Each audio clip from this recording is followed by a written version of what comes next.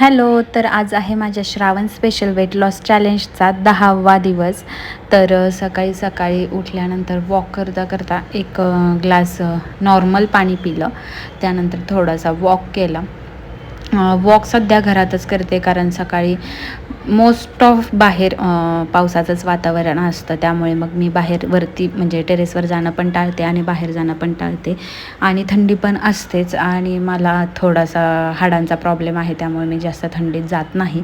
तर त्याच्यानंतर मग गरम पाण्यात लिंबू घेतलं, त्यानंतर वर्कआउट केलं आणि दुपारी 4 वाजता मी जेवण घेते. उपवास असल्यामुळे एकच टाईम जेवण घेते, ज्यामध्ये घेतलं होतं कोशिंबीर, ज्वारीची भाकरी, जवसाची चटणी आणि वड्याची भाजी. त्यानंतर 1 तासाने ग्रीन टी घेतली. आज स्टेप्स 3147 झाल्या आणि झोपण्यापूर्वी पण 1 कप ग्रीन टी घेते, ज्याने झोप पण छान लागते आणि भूक पण लागत नाही.